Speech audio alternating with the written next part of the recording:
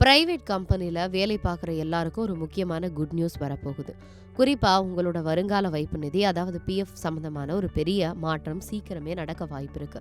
அது என்னன்னா, பிஎஃப் பிடிக்கிறதுக்கான சம்பள வரம்பை உயர்த்த மத்திய அரசு பரிசீலனை பண்ணிக்கிட்டு இருக்காங்களாம். இப்போ இருக்கிற ரூல்ஸ் படி மாசம் 15,000 ரூபாய் வரைக்கும் சம்பளம் வாங்குறவங்களுக்காக தான் பிஎஃப் கட்டாயம். இந்த ரூல்ஸ் 2014 போட்டது. கிட்டத்தட்ட 10 வருஷமாச்சு. ஆனா இந்த லிமிட் மாறவே இல்லை. இப்போ விலைவாசி எவ்வளவோ ஏறி இருக்குன்னு நமக்கு தெரியும்.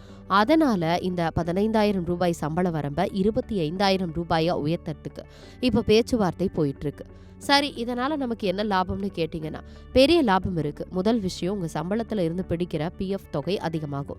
கம்பெனி உங்களுக்காக போடுற தொகையும் அதிகமாகும். பிஎஃப்ல கம்பெனி போடுற 12% பணத்துல 8.33% உங்க பென்ஷனுக்கு போகும். சம்பள வரம்பு அதிகமானா உங்க பென்ஷன் கணக்குல சேர்ற பணமும் அதிகமாகும். சோ ரிட்டையர் ஆகும்போது கையில கிடைக்கிற மொத்த பணமும் மாசம் வரப்போற பென்ஷனும் கணிசமா உயரும். இது உங்க எதிர்காலத்துக்கு பெரிய சேவிங்ஸ். ஏற்கனவே பிஎஃப் ஆஃபீஸில் நிறைய டிஜிட்டல் வசதிகள் கொண்டு வந்திருக்காங்க. வீட்டில் இருந்தே பிஎஃப் பணம் எடுக்கலாம், குறை தீர்க்கலாம்னு பல வசதிகள் இருக்கு. இப்போ இந்த சம்பள வரம்பு உயர்வு மட்டும் வந்துச்சுன்னா நடுத்தர வர்க்க மக்களுக்கு இது ஒரு ஜாக்பாட்னே சொல்லலாம். ஆனால் கம்பெனிகளுக்கு இது கொஞ்சம் கூடுதல் செலவு தான். இருந்தாலும் தொழிலாளர்களோட நலனுக்காக இதை அமல்படுத்த அதிக வாய்ப்பு இருக்குன்னு சொல்றாங்க. நீங்க என்ன நினைக்கிறீங்க? பிஎஃப் லிமிட்டா 25,000 ரூபாய் மாத்தினா நல்லதா? கமெண்ட்ல சொல்லுங்க.